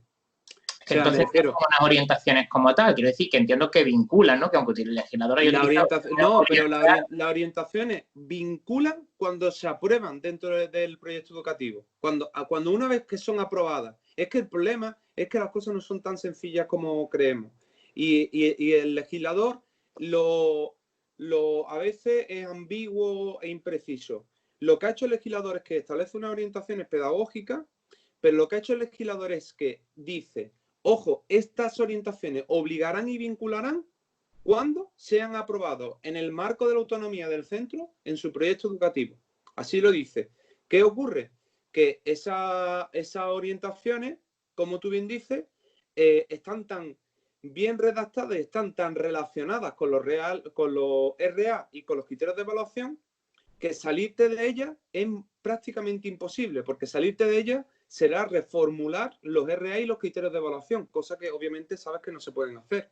Sí, me tendrías que poner un ejemplo práctico, pero vamos, yo te demostraría en cualquier enseñanza, en cualquier título, yo te demostraría que si te sale, no cumples con los RA y los criterios de evaluación, estarías haciendo otra cosa.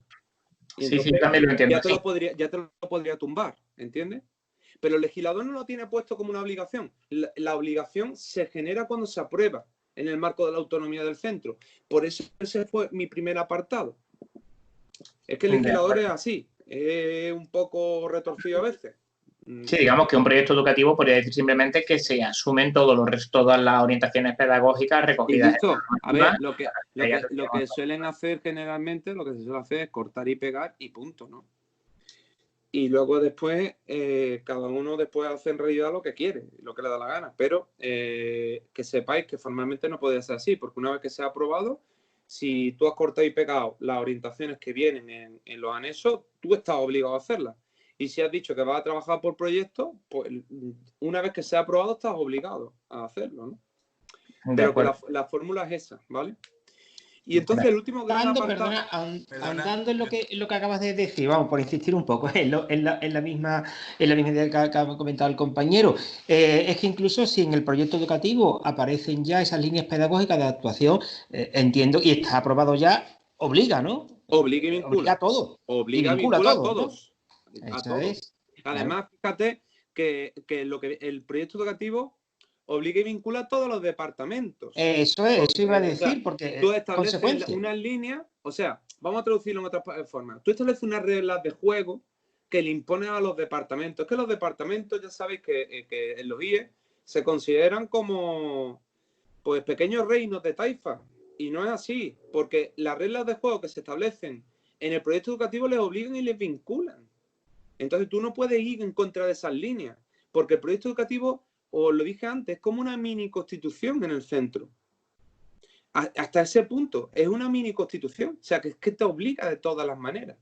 ¿De acuerdo? Por eso es muy importante afinar en los documentos planificadores y hay que darle el valor que tienen, que muchas veces no se los damos en los centros, ¿no? ¿Vale? Vale, perdón una cosilla que no quiero parar más, pero que me quede una cosa. Cuando hayas comentado justo en el párrafo anterior, lo establecido en la programación didáctica aprobada por el departamento es una duda lingüística, pero ¿realmente es aprobada o conformada? No, conformidad. Yo he puesto la redacción conformidad. Revísalo. Pone conformidad del departamento, porque la aprobación... Claro, formal, es que justo la anterior fue aprobada, entonces no sabía aprobada. bien. Bueno, pues entonces ha sido un error. Conformidad. No, vale, solamente esa pequeña... Conformidad, ¿vale? Porque la aprobación, según la ley, la aprobación... Pone conformidad. El órgano competente es el claustro, lo hemos dicho antes, artículo 129, ¿no? De la LOE, ¿no? Entonces, fijaros, ya hemos cerrado los dos circulitos. Según la orden 13 de julio, en el artículo 22.5, dice que el requerimiento se dirigirá a la dirección del centro. Y tú aquí, en este caso, pones que requieres al profesorado. Entonces, ¿tú qué requieres? ¿Al profesor o al director? Al director siempre. Vale. ¿Vale? Y el director requiere al profesor. ¿Vale? Tú, en tu informe tú vas a proponer los requerimientos, pero luego es el inspector jefe quien el requerimiento lo traslada. Esto, otra vez, son unidades administrativas. Un centro educativo es una unidad administrativa. ¿Quién está al frente de la unidad administrativa? El director. Entonces, todos los papeles, ¿a quién llegan? Al director. Entonces, tú requieres a la dirección. Y la dirección ya, pues, requiere a sus... jerárquicamente a los que se encuentran por debajo, o departamentos, o ciclos, o los órganos de coordinación docente que se encuentren afectados, ¿vale? ¿Ok? Vale, gracias. Venga, entonces fijaros, ya hemos cerrado los dos grandes círculos y lo que quiero que veáis Habéis visto cómo organizo yo los círculos, ¿no? O sea, hay un comienzo y un fin. Entonces ahora ya nos vamos para acabar con la titulación de don fulanito. Vamos a ver.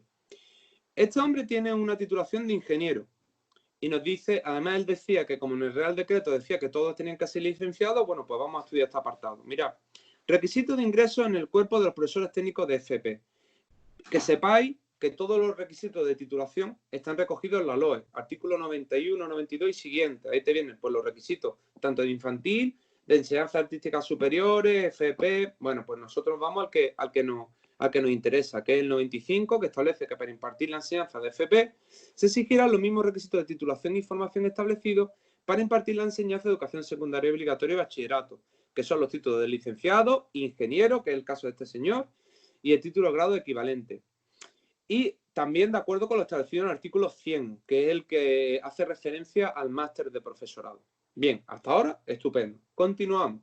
Ya sabéis que en función pública, este articulado de la LOE se concreta y desarrolla mediante el Real Decreto 276/2007, ¿vale? Que establece en su artículo 13.3 específicamente los requisitos para los profesores técnicos de formación profesional. Y nos dicen que están en posesión de la titulación de diplomado universitario, que es el caso, etcétera, etcétera, etcétera. Pero ojo, empieza ya a incluirme excepciones y fijaros la primera que me incluye y me dice, pero ojo, para cada especialidad acude usted al anexo 3B de cada Real Decreto. O sea que ya no vale cualquier título, sino ya el propio Real Decreto 276/2007, según cada título de FP, ya me está diciendo acude usted específicamente al anexo 3B de cada título. Pues lo que yo hago. Aquí yo ya lo que voy es, otra vez, siguiendo el orden jerárquico de las normas. Si el Real Decreto 276/2007 me dice que vaya al anexo 3 de cada título, pues yo me voy al Real Decreto 286/2010 y tendré que irme al anexo 3B a ver qué me encuentro. Bueno, pues anexo 3B, pues me encuentro. Titulación equivalente a efectos de ciencia, cuerpo, PES, y aquí especialidad de informática, y aquí aparece pues diferentes titulaciones. Entonces, aquí especifico. Sin embargo, el profesor ocupa un puesto de profesor técnico en FP. Es por ello que igualmente es de aplicación lo recogido en el artículo 12 del Real Decreto 860/2010, porque a mí esta anexo 3B no me solventa, porque esta anexo 3B me está hablando del cuerpo de PES, y este hombre es del cuerpo de profesor técnico de formación profesional. Fijaros, el artículo 12 del Real Decreto 860/2010 dice: la docencia de los módulos profesionales que constituyen la enseñanza de este ciclo formativo corresponde al profesorado del cuerpo de catedráticos de secundaria, de los profesores de técnicos de FP y según proceda de las especialidades establecidas en el anexo 3A de cada Real Decreto. Mirad, en la FP, como expliqué al principio, puede ser impartida por BES, por PES o por profesores técnicos en FP. En este caso, tenemos que acudir al anexo 3A, porque el anexo 3B está referido solo a los PES. En el anexo 3A de todos los reales decretos que se organizan por igual, vais a ver por cada uno de los módulos los cuerpos que podrán impartirla. Y en este caso nosotros comprobamos cómo sistemas informáticos y diseño de interfaces web sí que las puede impartir el cuerpo de profesor técnico de FP. Lo digo que siempre que os pregunten en algo de FP, nos tenemos que ir, en este caso, al anexo 3A. Y todos los reales decretos funcionan por igual. O sea, cualquier título que queráis, en el anexo 3A os encontráis los cuerpos que imparten cada uno de los módulos. ¿De acuerdo? En el ámbito andaluz, la normativa específica que regula el técnico superior de desarrollo de aplicaciones web, mediante la orden de 16 de julio de 2011, establece en su anexo 5 los mismos cuadros de titulaciones. Es obvio. La orden andaluza no puede ir en contra de un real decreto. Entonces, la orden de Andalucía lo que ha hecho es copiar el mismo anexo 3A y lo ha puesto, en este caso, en su propia orden. ¿De acuerdo? Por lo cual ya sabemos que un ingeniero un diplomado puede dar clase en FP, porque lo dice la LOE, porque lo dice el Real Decreto 276/2007, y luego me tengo que ir a cada título, y luego dentro de cada título al anexo 3A. Y dentro de ese anexo 3A tenéis que ir comprobando cada módulo a qué cuerpo está asignado. Si veis que está asignado a un cuerpo PACE, pues no la puede dar clase. En este caso hemos comprobado que ambos módulos pertenecen a los profesores técnicos en formación profesional, por lo cual perfectamente puede dar clase en ambos casos. Seguimos. ¿Cuál es el problema de este señor? Este señor es un funcionario interino. Entonces, su regulación es otra. Los funcionarios interinos tienen una regulación propia y específica. Y ojo, para esto las comunidades autónomas tienen competencias exclusivas en cuanto al régimen y tratamiento de su propio personal que él contrata. Entonces, mirad, en Andalucía todo lo que es la función pública está regulada mediante el decreto 302/2010. Este decreto 302 establece que regulará las bolsas de trabajo, tanto de acceso ordinario como extraordinario. En el mismo decreto 302, en el artículo 23, me dice que las bolsas de trabajo se regularán mediante orden de la Consejería de Educación. O sea que ya vemos como nuevamente el decreto me remite a una orden que regulará las bolsas de trabajo de interino. Bueno, pues entonces yo hago otro apartadito y siempre lo hago igual. Voy apartado por apartado y poniendo un mini enunciado. ¿Para qué? Para que el tribunal sepa de qué voy a hablar, ¿no? Pues en este caso, como aquí me dice que las órdenes se regularán las bolsas de trabajo docente mediante órdenes, pues yo lo nombro o titulo este apartado bolsa de trabajo docente. Actualmente en Andalucía tenemos una orden bastante novedosa, que es la orden de 18 de junio de 2018, que regula las bolsas de trabajo docente. Y que establece, artículo 1, objeto y ámbito de aplicación. Pues la presente orden tiene por objeto regular el acceso ordinario y extraordinario a las bolsas de trabajo. Y en este caso será aplicable al personal funcionario interino, como es el caso de este señor. ¿Requisitos específicos del personal que participe por esta modalidad de acceso? Pues mira, en el artículo 7 me dice requisitos específicos para participar en las bolsas de trabajo para ser interino, como es el caso de este señor. Pues nos dice que para ver los requisitos para cada una de las especialidades y cuerpos, pues me tengo que ir al anexo. Y entonces yo ya me voy al anexo hay anexo para primaria, para secundaria, para enseñanza artística y hay un anexo para la formación profesional. Y entonces en la formación profesional yo veo cómo los títulos de sistemas y aplicaciones informáticas, dentro del cual se encuentra el desarrollo de aplicaciones web, podrán ser impartidos por los diplomados en informática. Esto yo puedo citar esta orden, yo sé que le pueden dar clase los diplomados en informática porque lo dice la orden de interinidad, también lo dice el Real Decreto 276/2007.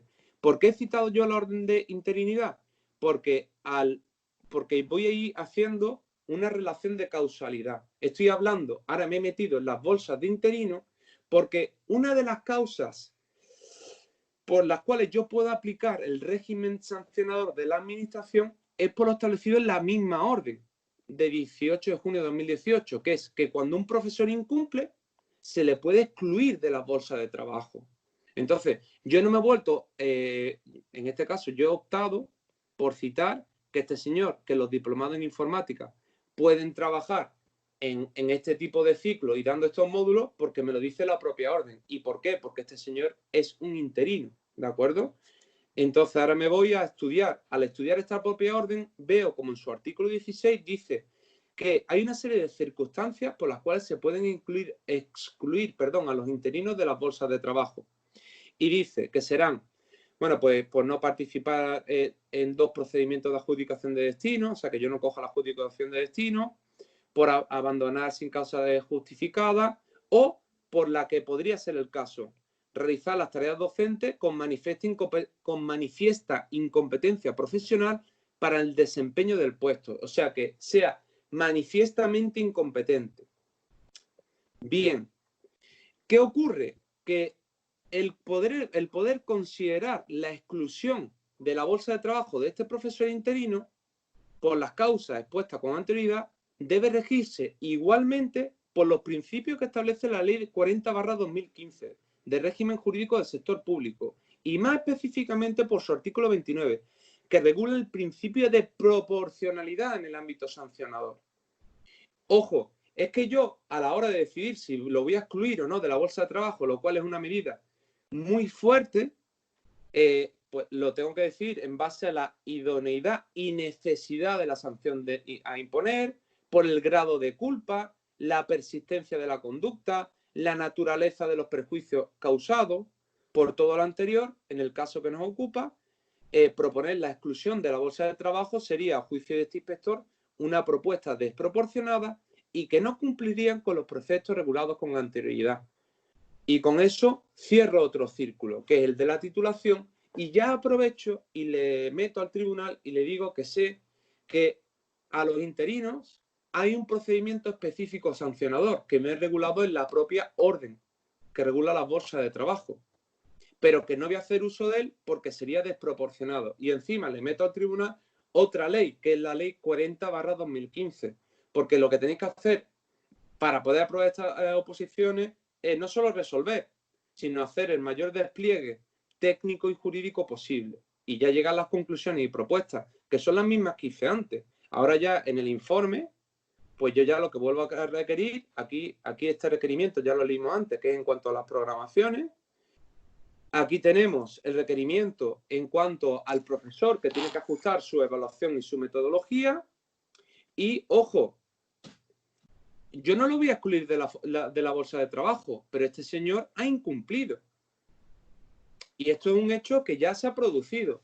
Y yo no puedo mirar para otro lado, pero yo tengo que ser proporcional. Entonces, dentro de la proporcionalidad, pues yo hago lo siguiente.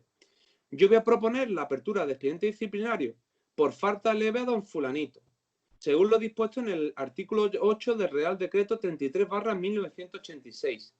En este caso, lo tipifico como descuido o negligencia. ¿Por qué lo tipifico como descuido, negligencia y no incumplimiento de funciones? Porque, ojo, este señor sí ha cumplido, sí ha hecho la programación, sí ha dado clase. Lo que pasa es que ha sido negligente, porque no lo ha hecho en condiciones.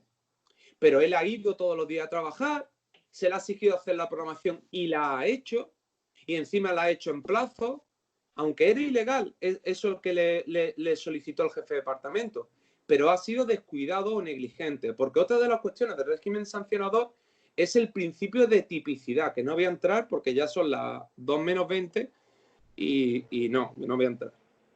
Ojo, mirad, esto me permite citar más normas, porque el descuido o la negligencia no las pueden sancionar los directores. ¿Por qué? Porque no es una competencia que tenga el director.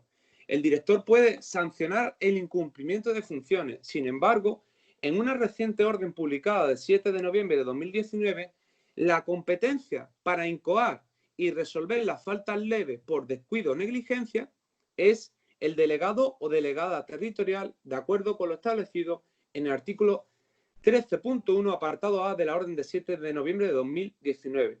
Y acabo, y además a mí me gusta acabar siempre los informes así, a nivel real, de la siguiente forma, que es, mira, en nuestra orden de organización y funcionamiento de la Inspección Educativa de Andalucía, en su artículo 20.9 establece que, fijaros lo interesante, los inspectores o inspectoras podrán proponer a la jefatura del servicio su remisión a los centros de aquellos aspectos de los informes que puedan contribuir a la mejora de la actividad educativa de los mismos.